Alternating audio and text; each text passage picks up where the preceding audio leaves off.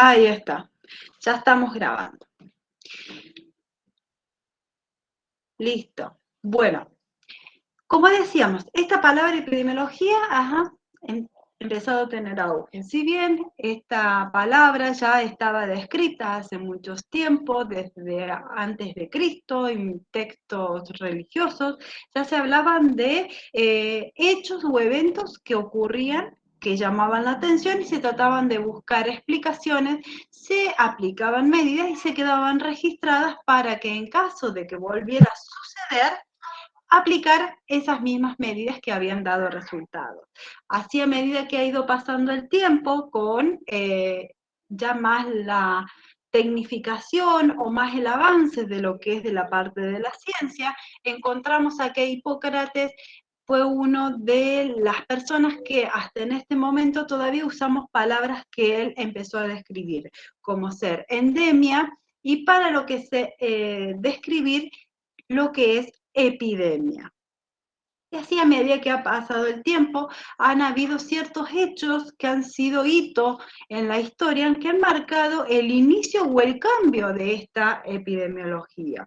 Una de ellas, ustedes habrán visto, la aparición de la viruela, la peste. Después se empezó a utilizar lo que es la estadística para empezar a cuantificar los sucesos que se estaban sucediendo. No solo ver los hechos de una manera cualitativa, sino también de una forma más cuantitativa. Y ya viniendo a más a nuestro siglo, encontramos dos exponentes que hasta en este momento se encuentran vigentes, sus teorías. Una que es de un médico llamado John Snow, que es conocido como el padre de la epidemiología moderna, en la cual él tuvo la oportunidad de estudiar un evento que sucedía en Londres, que era que muchas personas tenían diarrea. Entonces él empezó a localizar cuántos eran los casos, qué similitudes tenían entre los casos, y así él empezó a hacer en sí una historia de la enfermedad, una cadena epidemiológica de cómo se estaban produciendo esos casos. Nosotros como enfermeros tenemos una exponente que es considerada la primera enfermera epidemióloga estadista, que es, como todos sabemos, ustedes la conocen, en el primer ciclo de enfermería la habrán visto, que es Florence Nightingale. Ella es una enfermera que tuvo su actuación en la guerra de Crimea, en la que ella, la primera observación que tuvo es que se moría más gente por infecciones asociadas por lo que venían. Eran soldados que venían de la guerra, que tenían sus lesiones y que no morían por la lesión en sí, sino que morían por los eventos adversos que le ocurrían en su estadía. Entonces, ella fue la que organizó las tiendas de campaña, en la cual estableció la importancia de la higiene del medio ambiente, le empoderó uno de los elementos de la epidemiología, que es el ambiente, y lo que hizo es estableció cuáles eran las medidas higiénicas necesarias para que esas personas no llevaran a tener consecuencias extras a lo que venían a las tiendas después de la guerra. Ella creó los primeros reportes epidemiológicos en la cual podían establecer cuántas personas habían venido por la guerra y se habían curado, cuántos eran los muertos que habían producido por la guerra o cuáles eran los muertos por las consecuencias sanitarias en su momento. Y así, a medida que ha ido pasando el tiempo, esos hitos y esos eventos que han marcado han ido evolucionando la epidemiología, que era una concepción, que tenía una teoría en la cual se consideraba lo que era hace mucho tiempo, que todos los eventos surgían, ocurrían por cuestiones místicas, cuestiones mágicas, cuestiones religiosas, a llegar a tener las teorías y paradigmas que actualmente manejan. Entonces, vamos a decir que la epidemiología es la ciencia que tiene por objeto el estudio del proceso salud-enfermedad. Va a determinar cuáles son los determinantes, las causas que van a producir esa enfermedad, y a su vez también va a saber la distribución de esos eventos. Cuando hablamos de distribución de esos eventos, va a querer saber en qué tiempo, en qué lugar y a quiénes eran los que van a afectar. Y no solamente la epidemiología se va a guiar solamente en saber localizar en dónde está el problema, sino que también incorpora otras características que le interesa saber. Le interesa saber, una vez que localizamos, sabemos qué está pasando a esa persona, necesitamos saber si hay un sistema de salud que apoye y que le dé la capacidad para solventar esas necesidades que tiene esa comunidad. Y una vez que descubre si tienen la capacidad de solventar ese problema de salud, hacerle una evaluación. Evaluar si esos programas están adecuados a la situación. Esos programas cumplen la función para las cuales han sido planteados, o hay que hacerle una revisión a esos programas. Entonces, esa va a ser la definición que vamos a utilizar nosotros dentro de lo que es epidemiología. Y como toda ciencia, si bien es una ciencia joven, se le dice que es una ciencia que todavía está en pleno desarrollo, tiene sus teorías y sus paradigmas. Tiene teorías en las cuales empezó hace siglos antes de Cristo o en la época de Hipócrates, en donde vamos a ver que tenemos una teoría en la cual habla de los miasmas, una teoría que habla sobre la aparición de gérmenes. Cuando hablamos de la teoría del germen, vamos a decir que es en el cual se creía que todos los eventos que se producían eran causados de un germen. El germen era el que producía la enfermedad y si no se atacaba a ese germen, no se aplicaban medidas para erradicar ese germen, la persona iba a seguir enfermando y a su vez, si no se podía erradicar ese germen, iba a seguir proliferando ese germen a otras personas. Aquí empiezan a aparecer ciertos exponentes que ustedes los deben haber escuchado. Pasteur es uno de los exponentes en esta teoría del germen.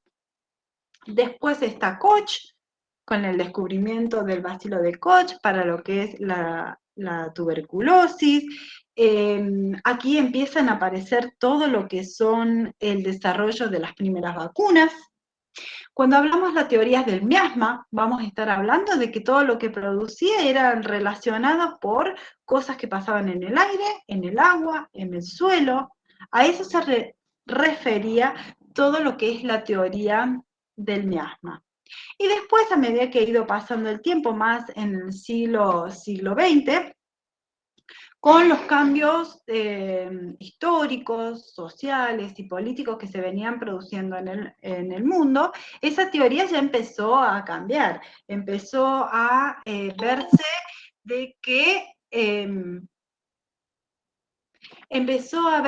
de que no solamente interferían cuestiones biológicas, sino que también había cuestiones sociales.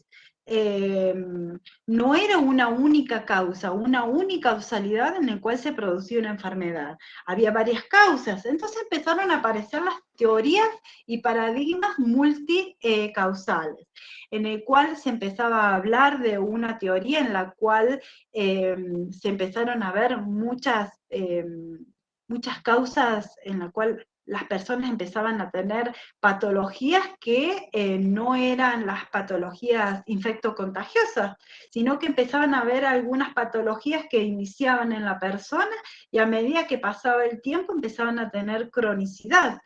Y eso era la causa a largo plazo de muerte que tenían las personas. Y allí empiezan a aparecer lo que es la teoría de la caja negra, Después empezó a hablarse de otras teorías, que es la teoría de la caja china, en la cual se empezó a ver que si bien habían factores biológicos, factores sociales, económicas, empezaron a hablar de lo que son los determinantes de la salud, en la cual son todas esas características en las cuales la persona vive, crece y desarrolla en su entorno. Aquí empezaron a ver de que en esa caja china estaba encerrada la persona que estaba transversalizada por diferentes factores a medida que iba transcurriendo su vida. Eran factores intrínsecos, que eran propios, que va desde la genética, desde su composición familiar, factores externos que va a tener que ver con su alimentación, su entorno social, su círculo de contención emocional, su trabajo, todas esas cuestiones externas iban a influenciar en esa persona. Y después, por último, la teoría que actualmente tiene epidemiología, que es la ecoepidemiología, en la cual se le da mayor relevancia a lo que es la parte ecológica. Acá me dice que no estoy pasando las diapositivas. No, acá no pasamos las diapositivas.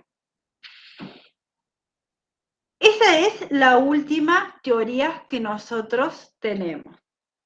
Es en el cual hay un mayor empoderamiento de lo que significa el ambiente en general como un factor que va a influir en lo que es la aparición de una enfermedad en las personas.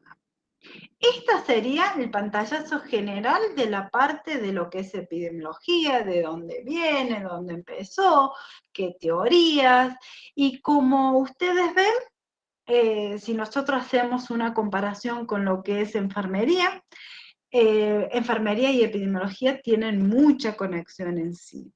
Primero, ambas tienen teoría que las avalan, teorías en el cual se basan sus cuidados, que en el caso de enfermería, y epidemiología, teorías en el cual se basa para lo que es la observación, la búsqueda y el planteamiento de lo que son los problemas.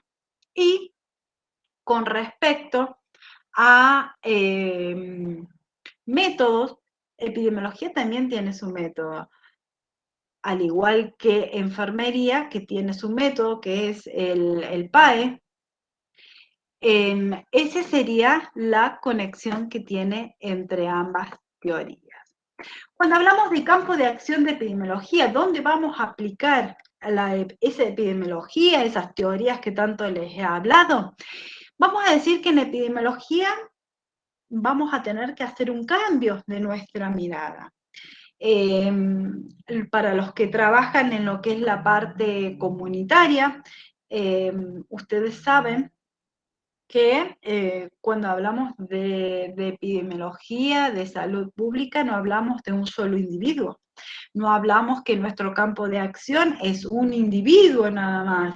No es como en la parte asistencial, que nuestro campo de acción como enfermeros es, si trabajamos en la parte hospitalaria, es el paciente que viene hacia nosotros porque tiene un problema de salud y requiere que se le solucione ese problema. Acá en epidemiología, nuestro campo de acción es toda la comunidad, es toda la población, es todo el lugar en donde vive, crece, se desarrolla y se desenvuelve ese individuo que puede llegar a tener un problema de salud.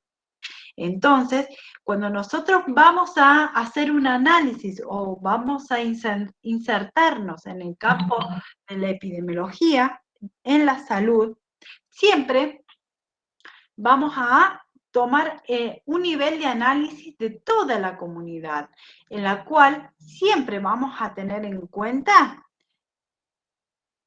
cuál es la frecuencia y la distribución de una enfermedad. Vamos a tener en cuenta cuáles son esas necesidades de salud que va a tener la población, y casi siempre vamos a hacer uso de una de las herramientas que tiene la epidemiología, es en conocer la historia natural de las enfermedades.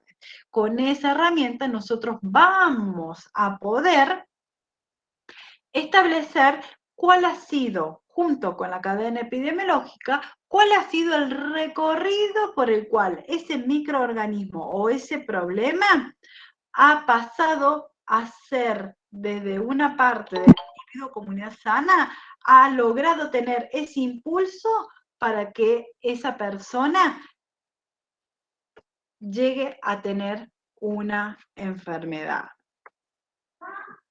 ¿Y cómo vamos a aplicar la epidemiología? ¿Cómo la vamos a aplicar?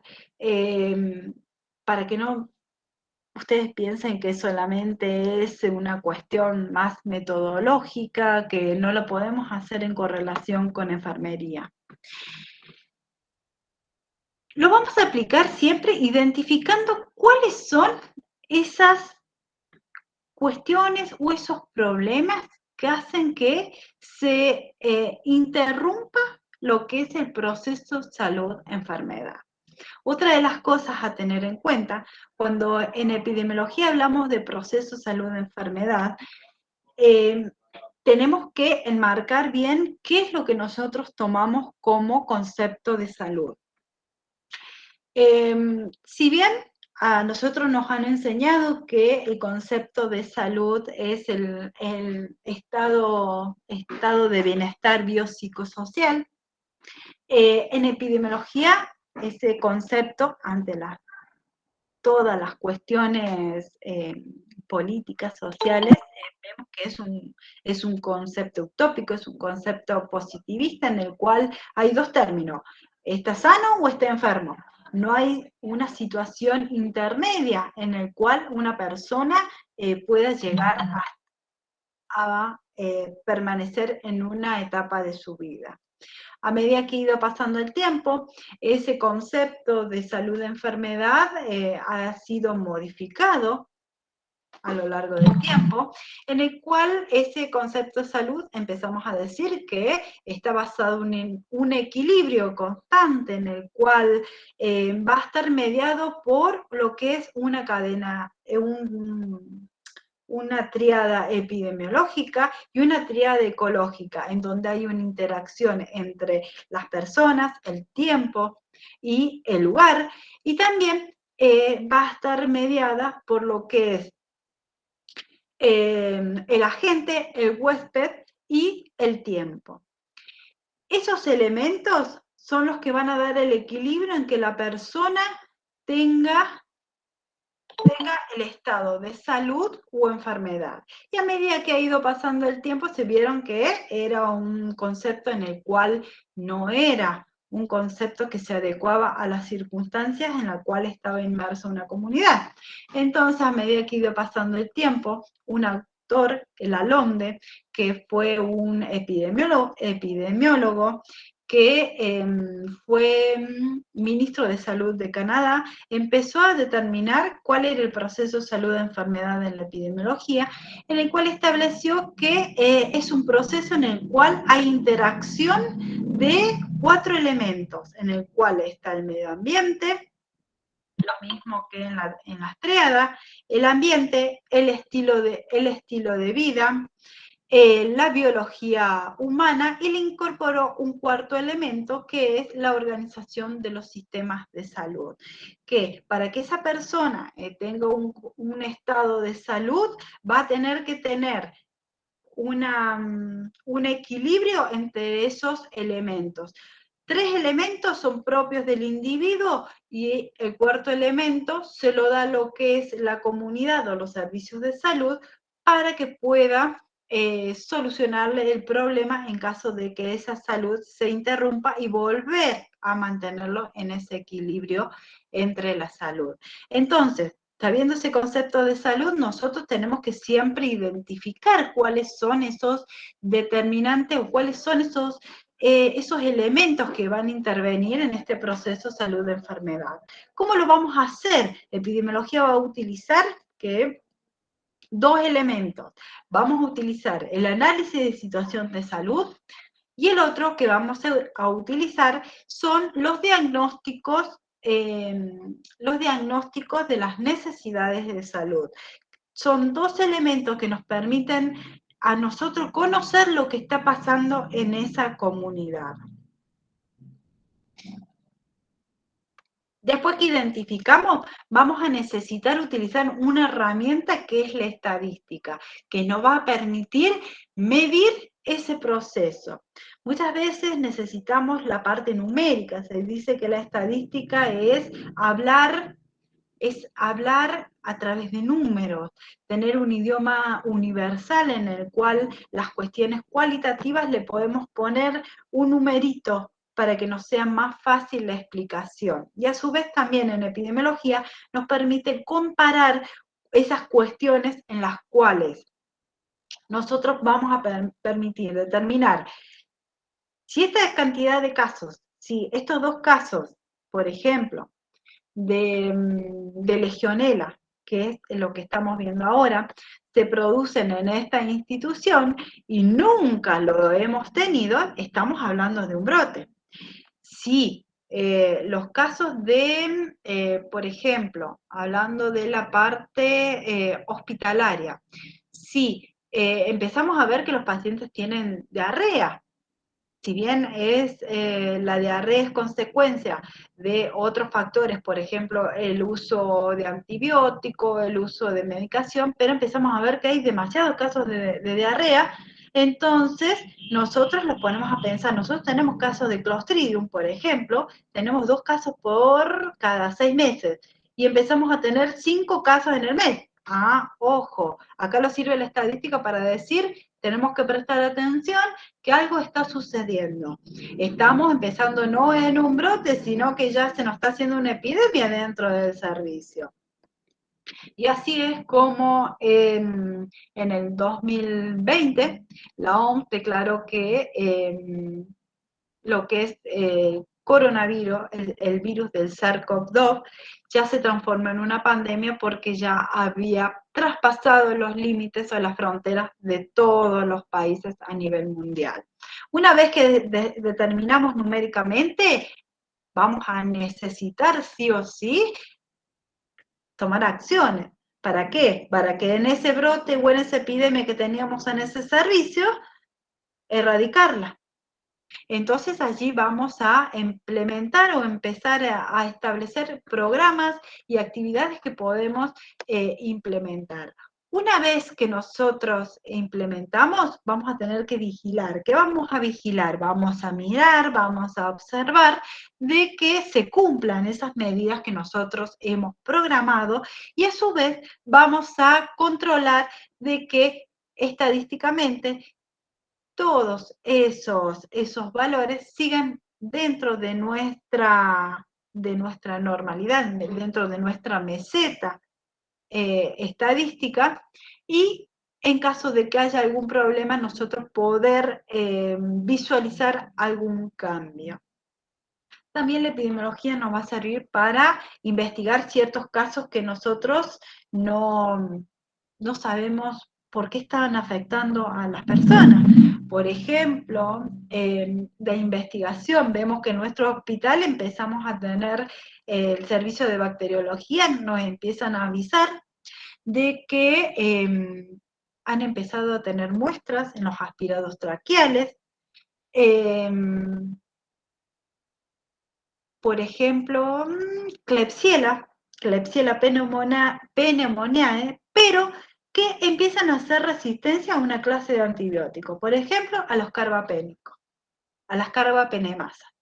Entonces nosotros tenemos que empezar a investigar, empezamos a hacer una pequeña investigación de qué nos está pasando en ese servicio en el cual nosotros hemos tenido aumentos o hemos tenido la aparición de la KPC que no hemos tenido en ese servicio. Entonces, para eso nos sirve la epidemiología. Nos dan las bases del método epidemiológico para investigar qué es lo que está pasando. Y también, como les dije, como la LOMDE ya estableció dentro de lo que es el concepto salud-enfermedad, epidemiología tiene una de las funciones que se basa en la evaluación de los servicios, programas y tecnologías sanitarias. ¿Qué va a hacer acá? Vamos a ver si esas acciones que nosotros pusimos en la formulación de políticas, gestión de servicios y programas de salud se están aplicando bien, si son acorde a el problemas que teníamos. Cuando hablamos de evaluación de servicios y programas, también vamos a evaluar si el recurso, la infraestructura es adecuada para la solución de ese problema o si es adecuada para que no vuelva a aparecer más. Cuando hablamos de política sanitaria, acá podemos, no es tecnología sanitaria, vamos a llamar a todas las cosas que se crean para la solución de un problema. Por ejemplo, la última tecnología sanitaria que hemos tenido es la creación a tiempo casi irreales de lo que son las distintas vacunas de coronavirus que aparecieron a lo largo de este tiempo. ¿Por qué? ¿Por qué se llama tecnología? Porque es el desarrollo que necesita toda una base científica y tecnológica para solucionar un problema. Vamos a la primera aplicación que tiene la epidemiología. Se identificó algo que estaba produciendo en ese proceso salud-enfermedad, entonces se generó, se estableció que la creación de una vacuna sería una de las tantas medidas que iban a ayudar a frenar lo que es la expansión del virus SARS-CoV-2. Entonces, cuando hablamos de tecnologías, decimos que son todas esas cuestiones que se desarrollan o que se generan para la solución de un problema que está sucediendo en lo que es la comunidad.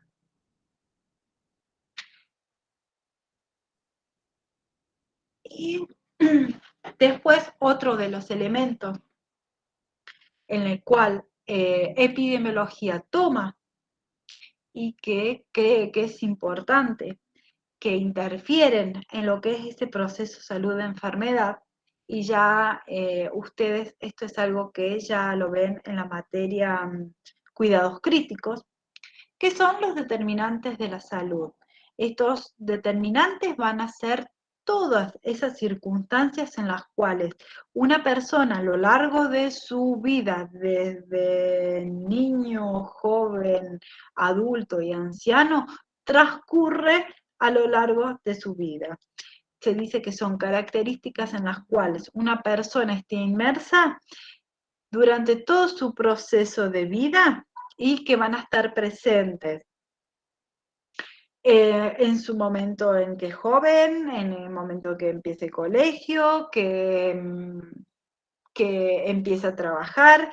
Esas van a ser los determinantes de la salud. Son todas esas cuestiones que de una u otra forma van a transversalizar a las personas y a la comunidad y van a influenciar para que a lo largo del tiempo, si se encuentran expuestas y no se modifican ciertas determinantes, lleguen a producir una enfermedad en esas personas. Acá son ejemplos en el cual podemos ver cómo han influenciado estos determinantes sociales en lo que es la actualidad. Que no solamente esos determinantes van a influenciar en el proceso de salud de enfermedad, sino que también van a influenciar en cuestiones que una persona o un individuo va a ir transcurriendo a medida que va pasando el tiempo. Acá vemos en el primer caso, a ver, no se ve, dice que no se ve la diapositiva, ¿ustedes lo ven? Estoy hablando, sí, del primer caso, en el cual esta noticia es de marzo del 2022, en el cual acá en la ciudad de Buenos Aires se empezaron a observar o se empezaron a presentar casos de sarampión. Un caso de sarampión cuando Argentina tenía erradicada el sarampión hace muchísimos tiempos. Entonces, al aparecer un primer caso, ya que hace epidemiología, empieza a tener sus alertas, algo que está pasando, algo que no teníamos acá. En Argentina,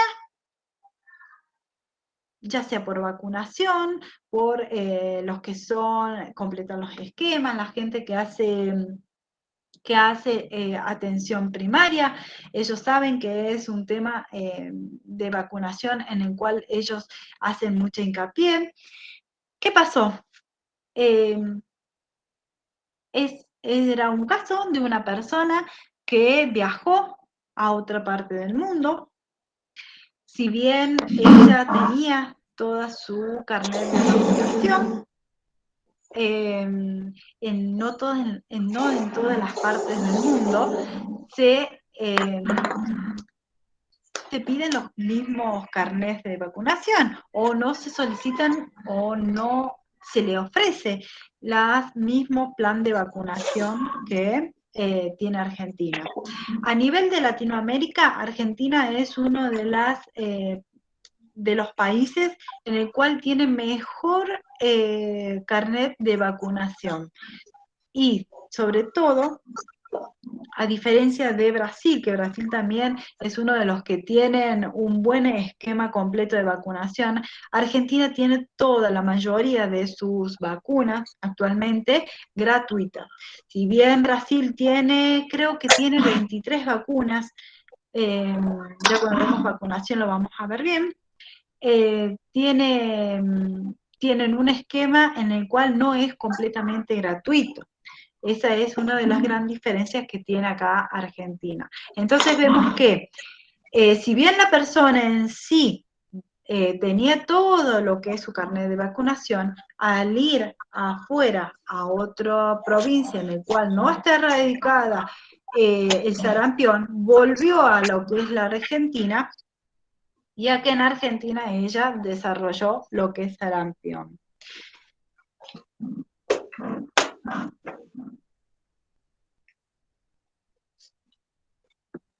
Voy a ir bajando. Acá, disculpen, se me fue la mano en la diapositiva. La otra de hicimos campeón en el coronación. Miren, acá una de las compañeras nos da un dato muy importante que lo voy a leer para que ustedes. Dice, desde APS iniciaron en enero campaña de vacunación contra sarampión con doble viral o triple viral en el grupo etario de 18 a 56 años. Eso es para que ustedes, datos extras que me encanta leerlo, fue una campaña de verano, fue la campaña de verano. Son, yo a veces los mensajitos los leo porque siempre enriquecen a la clase y los que hacen APS son temas en los cuales ellos tienen la mayor auge o son los que tienen la mejor información y nos pueden dar ejemplos, cosas que a mí me encanta es escucharlo. Y después podemos ver las consecuencias de lo que es la pandemia sobre la asistencia escolar. Ustedes vieron que acá, cuando empezó la pandemia, ¿qué empezó a pasar? Los niños que iban al colegio no fueron al colegio, no tenían cómo conectarse, muchos niños para hacer lo que es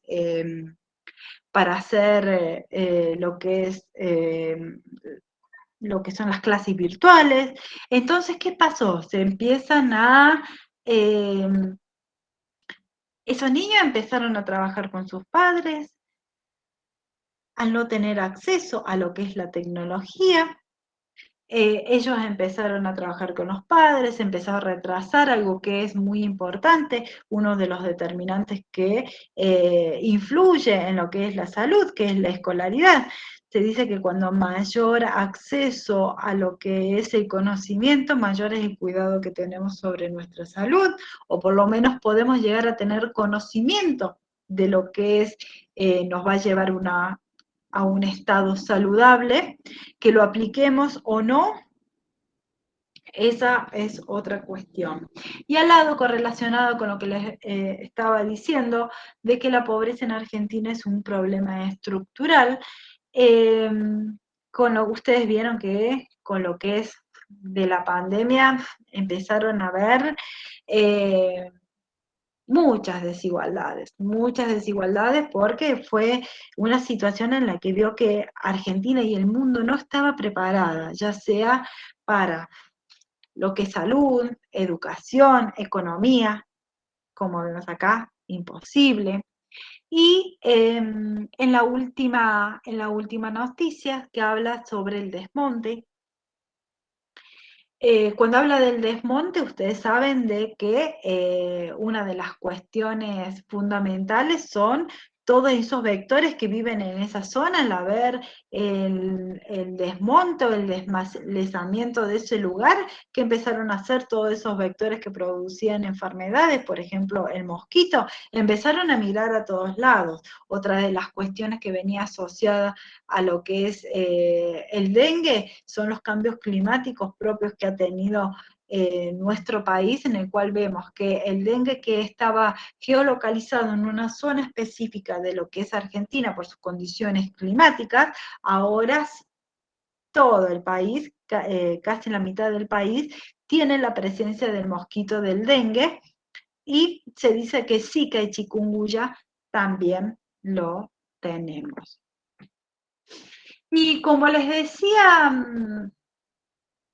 no solamente nos enfermamos por las consecuencias de los determinantes sociales. El hantavirus, ustedes ven que está desarrollado, antes de pasar el tema, el hantavirus se desarrolla específicamente por un ratoncito que vive en una zona específica, que puede vivir en el norte o en el sur, se desarrolla en ciertas circunstancias ante la recolección de cierto cereal. Entonces es algo que vemos que se traspasan las fronteras de las provincias en muchas cuestiones y muchas veces no estamos preparados a nivel de salud para enfrentar ciertas patologías que no son endémicas propias nuestras, que no tenemos esa solución para poderlas aplicar sí o sí. Entonces, como les dije, para que se corte esa cadena o ese proceso salud-enfermedad, tiene que haber la interacción de varios elementos. Ya los hablaba la LONDE, ya los hablamos, ya los tenían especificados cuando se empezó a hablar de lo que es la tríada epidemiológica y la tríada ecológica. ¿Por qué es importante la tríada epidemiológica y ecológica? ¿Por qué? Tríada ecológica por el paradigma y el modelo que nosotros tenemos en epidemiología, que es la ecoepidemiología, en el cual le da un rol fundamental a lo que es el entorno y el medio ambiente. Entonces, vamos a decir que siempre va a haber una interacción entre ambas triadas y lo ideal es que esa triada se mantenga en equilibrio. Ya vamos a ver por qué es importante ese equilibrio en la historia natural de la enfermedad. Esa triada ecológica, ustedes no se deben confundir entre triada ecológica y triada epidemiológica. ¿Estamos? Hay dos cosas que de lo que venimos viendo, que ya les voy a ir recalcando, que ustedes deben tener presente, que son los conceptos que se necesita que se fijen para que ustedes puedan tenerlo bien en claro, para la hora que ustedes puedan hacer su trabajo práctico y a su vez al último de la materia puedan rendir el examen final. Cuando hablamos de tríada ecológica, vamos a estar hablando de quiénes son los involucrados en ese problema de salud en la comunidad o en un hospital. ¿Qué les pasó? ¿Qué es lo que les puede haber estado pasando? ¿Qué fue que hizo que se enfermaran? Y también los vamos a preguntar dónde pasó, en qué lugar, en un jardín, en dónde es que se estaba produciendo. En cambio, en la tríada epidemiológica nos vamos a hacer otras preguntas. Nos vamos a preguntar dónde sucedió, que está en relación con lo que es el ambiente. En la tríada ecológica, quiénes se enfermaron. Vamos a estar hablando de qué personas fueron las que sufrieron esa enfermedad, que va a estar correlacionado con lo que es el huésped en la tríada ecológica.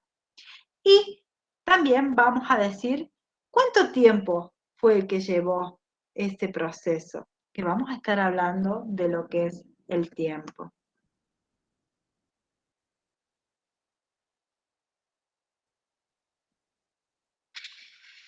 Y otra de las herramientas que desarrolló epidemiología fue la historia natural de las enfermedades, en el cual son criterios o son, es un proceso, vamos a llamarlo así, en el cual a nosotros nos permite entender cómo se produjo la enfermedad y sobre todo cómo prevenir esa enfermedad. ¿Qué acciones podemos hacer para que prevenir y que no pase? Si bien ocurrió una vez, no vuelva a pasar, ya sea de forma individual o forma grupal en lo que es una comunidad.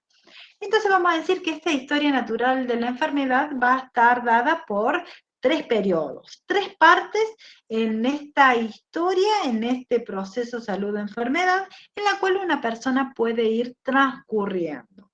En la primera etapa vamos a llamar que va a ser el periodo prepatogénico, en el cual hay una interacción de simbiosis. Cuando hablamos de simbiosis es uno se necesita para el otro, para poder vivir.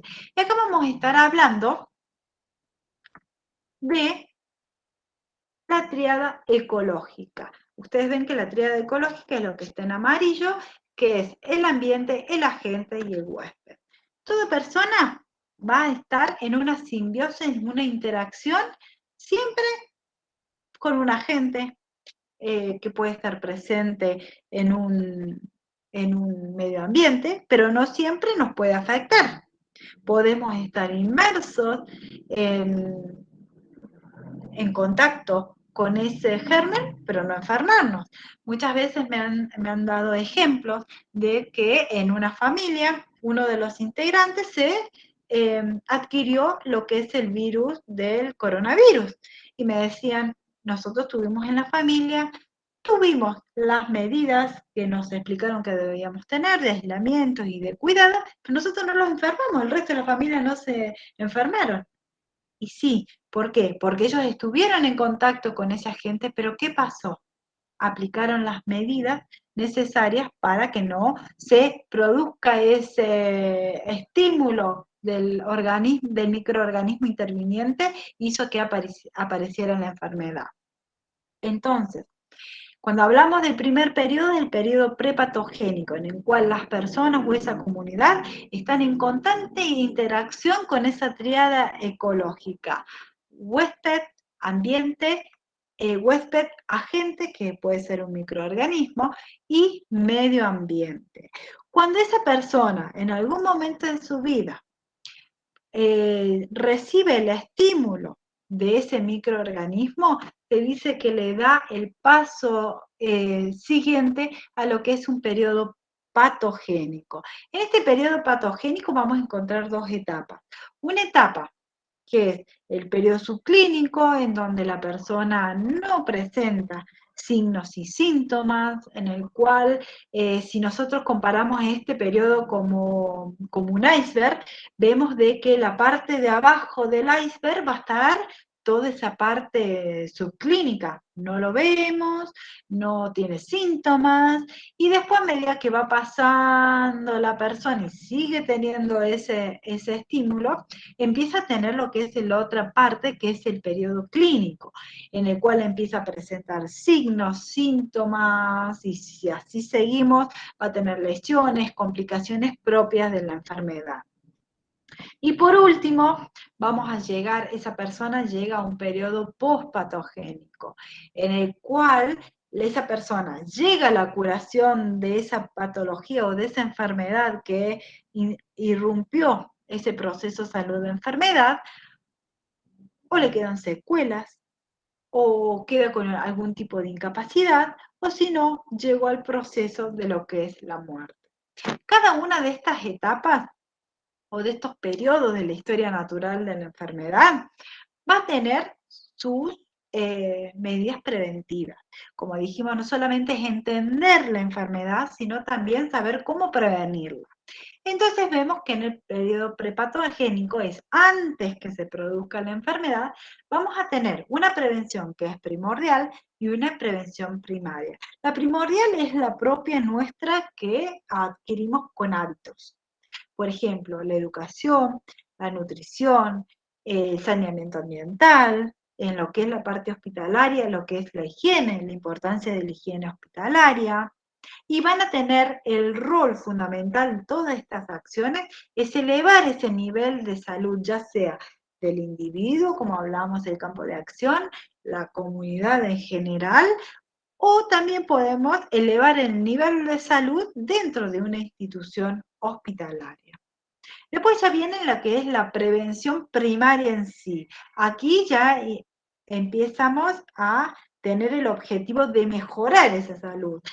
Es algo extra que se agrega a las conductas o medidas generales que van a ayudar a elevar lo que es el estado de salud de esa persona. Acá vamos a encontrar las inmunizaciones, las personas que hacen APS, control de niños sanos. Esas van a ser las medidas que van a poder aplicarse para elevar y mejorar las condiciones de salud de esa persona, del huésped, de esa tríada que hablamos, del huésped. Y después ya en el periodo patogénico ya está latente una patología. Entonces, ¿qué podemos hacer?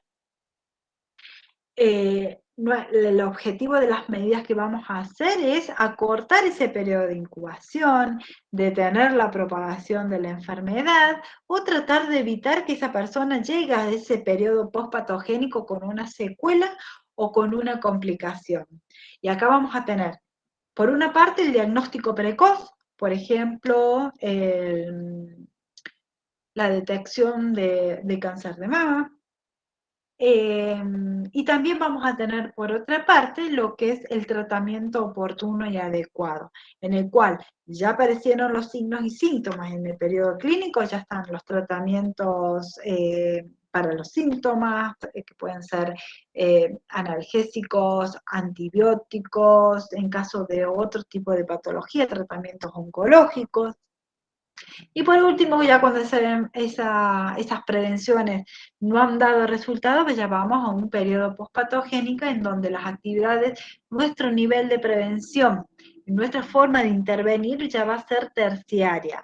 Acá es el objetivo que tienen todas esas acciones, van a estar destinadas a limitar la incapacidad, disminuir los efectos sociales, tratar de insertar a las personas en lo que es la sociedad, ya empiezan a aparecer terapias, y así es como esta historia natural no solo nos permite saber qué es lo que está pasando, sino cómo podemos ir previniéndola. Acá, como les hablé, la tríada epidemiológica, en el cual estamos hablando sobre la persona, el lugar y el tiempo. La persona, saber lo importante, caracterizar qué género es, las edades etarias que tienen, el estado nutricional, las conductas sociales que tienen, ¿Qué vamos a averiguar nosotros en lo que es el lugar? ¿Dónde se localiza? ¿En qué calle? ¿En qué barrio? ¿En qué manzana? También puede ser en una zona urbana, rural, también puede ser en un hospital, ¿en qué parte? En la UCO, en la terapia intensiva, en la sala de internación común, en la parte de cardiología, de trasplante. A eso se refiere con investigar el lugar. Y el tiempo, ver en qué momento se produce. Hay ciertas enfermedades, ciertas patologías que están mediadas por la temporalidad, por la estacionalidad. Por ejemplo, ustedes saben, los que trabajan con niños, que hay cierta época en la cual es la época en la cual se producen las ETI, las enfermedades respiratorias. Es una franja del año en el cual ustedes esperan cierta cantidad de pacientes específica en esa franja del año.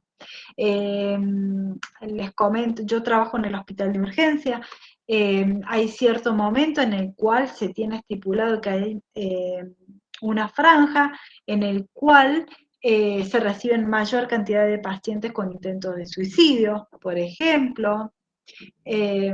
Por eso es importante lo que es el tiempo en lo que es la tecnología para poder investigar.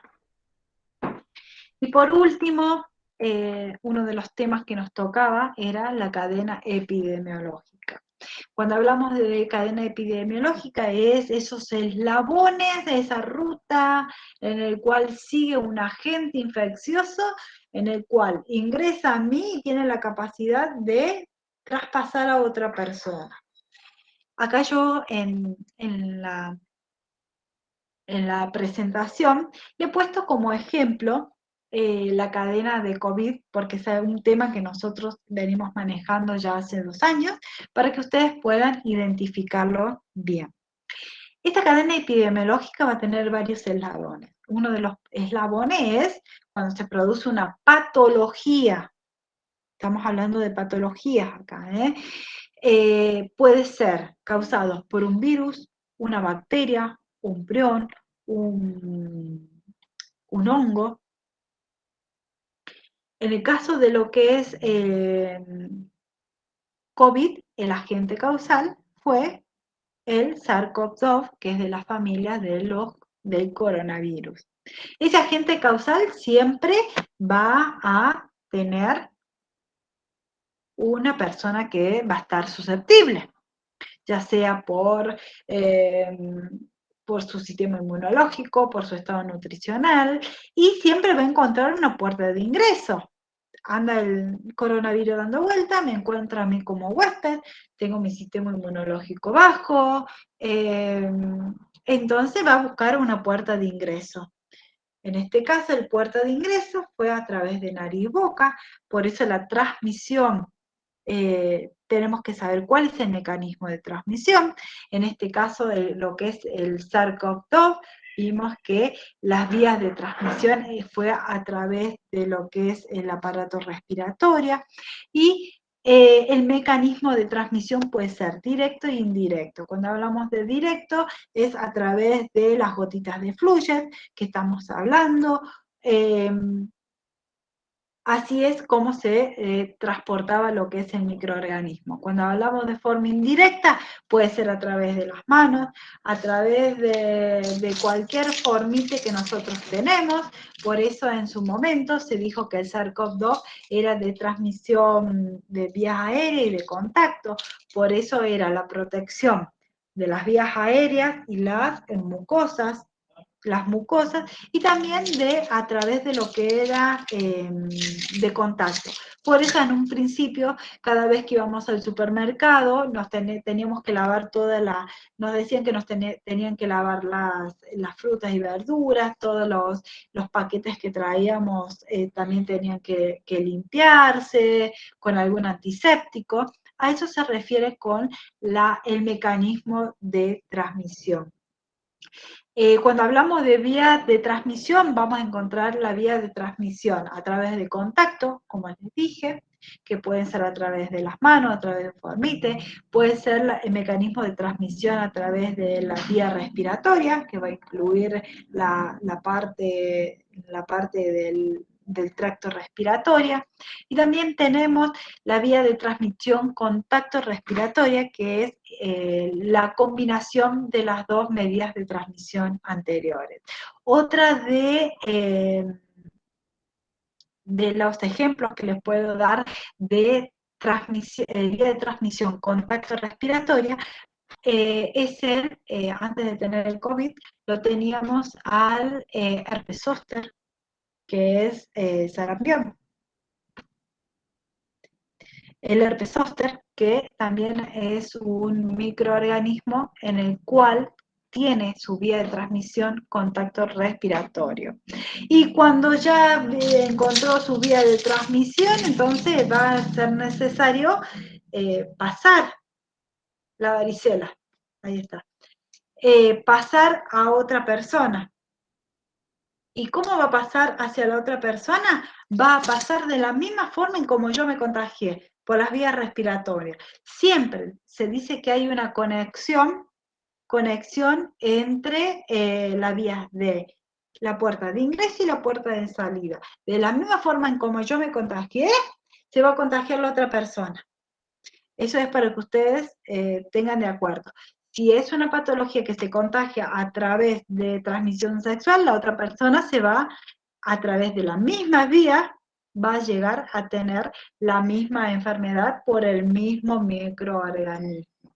Y una vez que encontró una puerta de ingreso, va a permanecer latente en esta persona, llevando a ser el reservorio para poder empezar nuevamente el ciclo en encontrar un huésped susceptible en el cual se pueda transmitir. Como ven, es una cadena, es una rueda en el cual empieza a aparecer el microorganismo y se empieza a hacer su ciclo en el cual siempre va a encontrar otro huésped susceptible para poder ingresar. Y así es como se va haciendo la cadena o la ruta en la cual un microorganismo va a estar presente.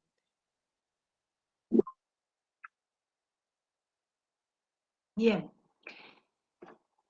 hasta acá serían todos los temas que teníamos en el módulo 1. Como ven, han sido dentro de ustedes los apuntes que tienen, están más aclarados los distintos temas.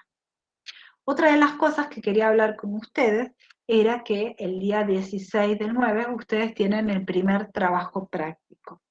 ¿Cómo va a ser el trabajo práctico? Yo ahora les voy a poner cuáles son las condiciones o cuáles son las características metodológicas que se piden para lo que es el trabajo práctico. Es grupal, para que ustedes ya vayan viendo cuáles son, empezar a armar los grupos. ¿Y de qué se va a tratar? El trabajo práctico se va a tratar de un pequeño informe, no es monografía. Yo les pongo cuáles son las partes que lleva un informe. Un informe es una descripción crítica y reflexiva sobre un tema.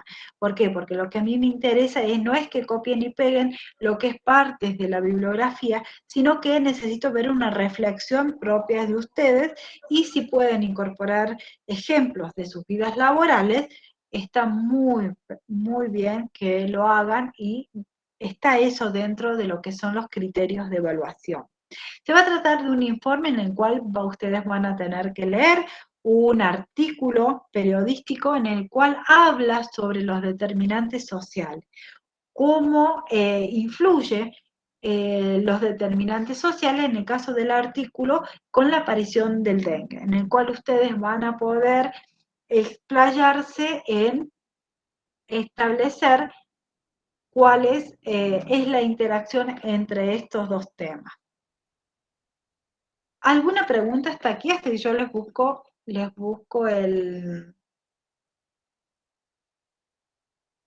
Les busco el trabajo práctico, así ya se los pongo para que ustedes los vean.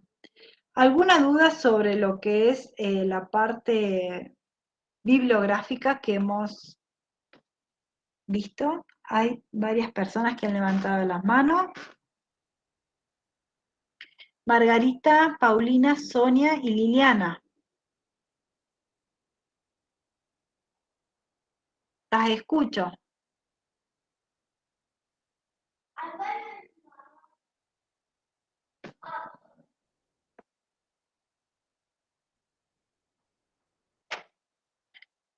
Para los que han levantado la mano, Hola, buenas tardes. sí, escucho. Soy Sonia Sonia, Ferreira.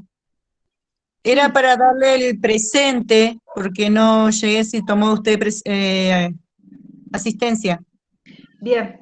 Ahora, les digo para todos, cada vez que ustedes ingresan al link de las clases, ya Sí, estaría su asistencia. ¿Por qué? Porque al finalizar la clase, lo que me llega a mí a mi correo son todas las personas que se han conectado en el link. Me sale el nombre y el apellido, su correo, la hora en la que ingresaron y la hora que se retiraron del link. Y así es como yo les tomo asistencia. Con solo el hecho de perfecto. ingresar a las clases, yo ya tengo, me llega un Excel con todos los alumnos que han estado conectados. Bueno, listo, listo. Muchas gracias. No, de nada. Adiós. Adiós. ¿Alguna otra pregunta? Buenas tardes, profesora. ¿Sabe que tengo una compañera que no pudo entrar con el UNESE? Estuvo mil problemas para entrar y no pudo ingresar. ¿Qué pasa con esas personas que no pudieron ingresar? Decirle porque son varios los que no han podido ingresar, porque veo la cantidad de alumnos que están conectados, decirles que intenten ingresar en algún momento antes que corte el link, que intenten ingresar de nuevo. Bueno, porque ella como que se olvidó la contraseña de mi UNESE, está trabajando, quiso entrar en otra compu y no pudo. No hubo forma de que ingresara porque no tiene un UNESE ahí, no se acuerda Bien, bien la contraseña. ¿sabes qué? Para que ser más práctico, decirle que dentro del aula virtual hay un formulario en el cual sale ante cualquier situación que ustedes tengan, ya sea en exámenes o en las clases, tienen un formulario para enviar para que yo tenga en cuenta eso. Bueno, muchas gracias, profesora. Saludos.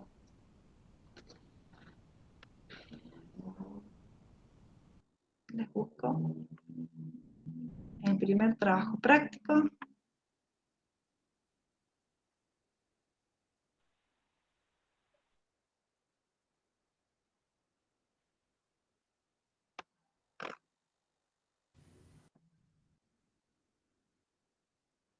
Bueno, el trabajo práctico se los voy a colocar ahora en el aula virtual para que ustedes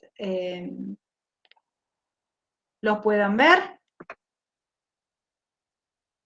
A ver.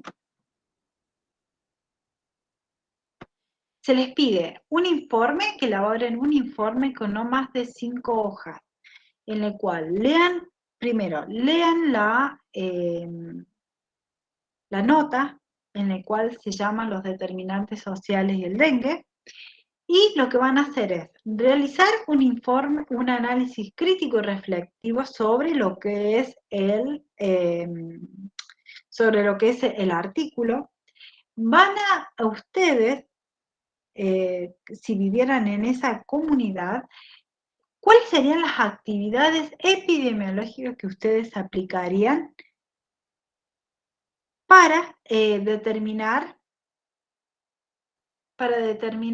las situaciones de salud que presentan las comunidades afectadas? Acá cuando hablamos de actividades, ustedes van a hacer hincapié en cómo nosotros vamos a poder solucionar. Ustedes hay una parte del apunte en la que habla cuáles son las actividades. Me están diciendo que no ven nada.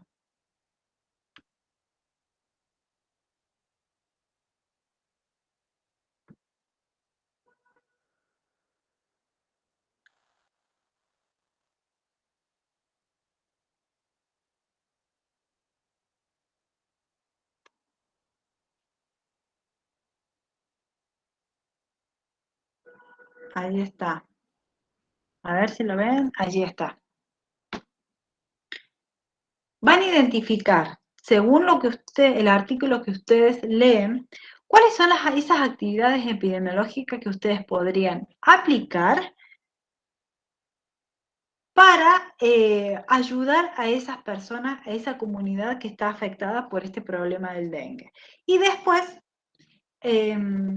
saliendo de lo que es el artículo, ustedes van a, según el ámbito laboral en el cual ustedes se encuentren, van a hacer como una pequeña reflexión en el cual ustedes me puedan exponer cómo esperan ustedes, si bien recién empezamos, cómo ustedes podrían mejorar su actividad laboral con la incorporación de lo que son las herramientas epidemiológicas. Ustedes, dentro de su ámbito laboral, ver, una de las herramientas es la vigilancia, cómo nosotros podemos vigilar dentro de nuestro ámbito laboral, los que trabajan en lo que es la parte de salud, de atención primaria, la vigilancia que hacen son de control de niños sanos, la vigilancia que pueden hacer de vacunación, en lo que es la parte hospitalaria. Ustedes también hacen vigilancia. Ustedes, por ejemplo, cuando colocan un catéter, por ejemplo, tienen un paciente que tiene una vía central, entonces ustedes saben cuándo, tienen que saber cuándo se colocó, si requiere cambiarse, si en sus instituciones tienen algún protocolo en el cual les dice que deben cambiarle, cómo ustedes vigilan esa vía central que esté en buenas condiciones para que no tenga una infección asociada al cuidado de la salud. Esas son las pequeñas cositas que ustedes tienen que ver. Esta va a ser la actividad. ¿Cuántos integrantes? Hasta 5 integrantes. Pueden armar grupo, va a ser necesario de esos 5 integrantes, designen un solo secretario que va a ser el que va a colocar el día 16, desde las 000 horas hasta las 23:59 del día 16, van a tener el tiempo para poder colocar este informe que no lleva más de 5 hojas, y dentro de esas 5 hojas, la primera sería la carátula, la segunda, una pequeña introducción de lo que es el tema, pequeñita introducción, el resto, el desarrollo, en las otras 3 hojas, el desarrollo de las otras actividades.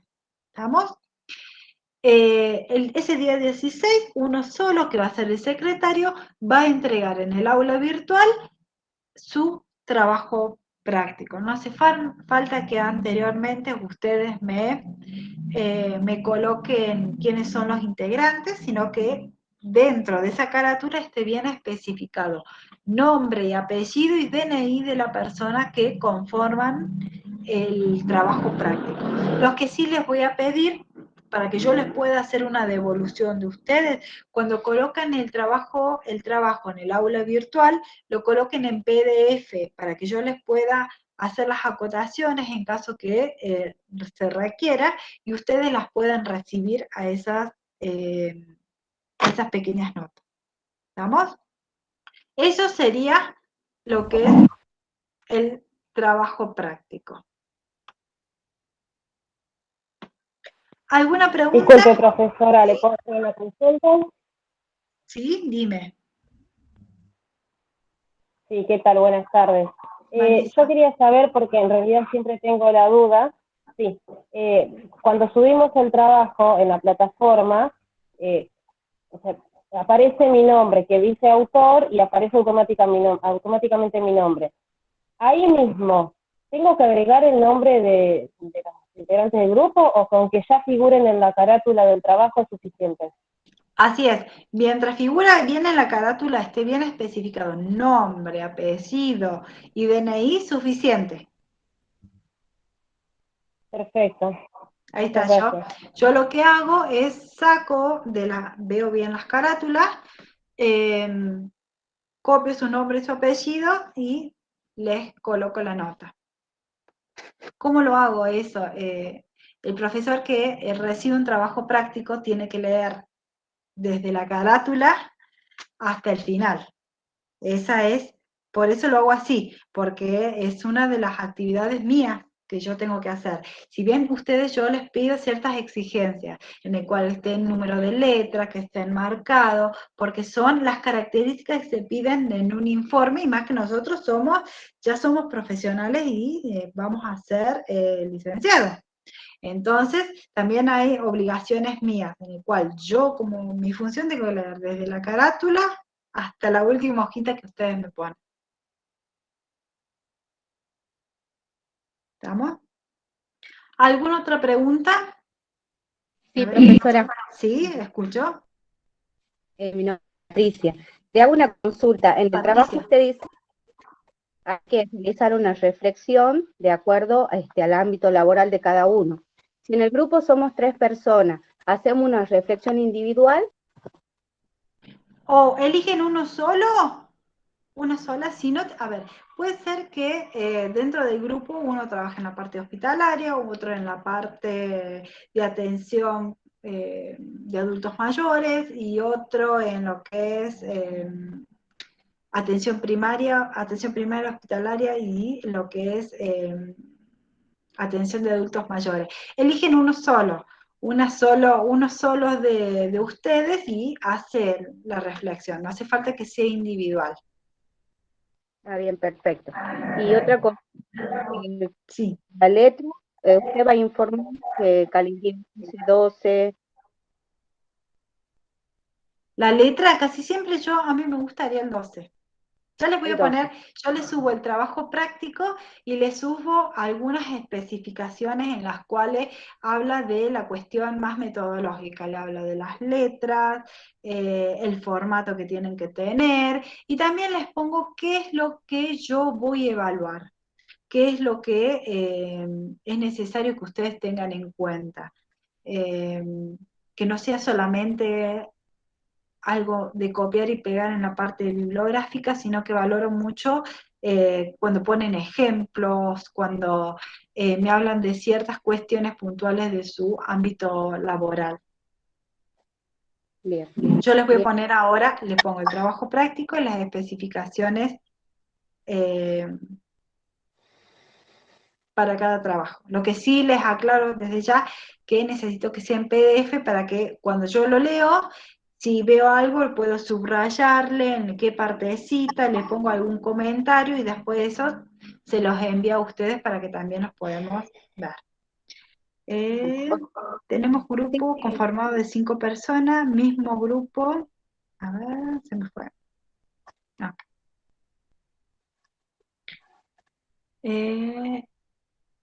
¿Podríamos ser 5 personas? Sí, hasta 5 personas no puedan hacer. Bien. Si no tenemos ninguna otra pregunta, ya lo hemos retrasado media horita. Media horita, tenemos estipulado clase de 1 hora, pero a veces como ven, se nos puede ir un poquito más en la hora.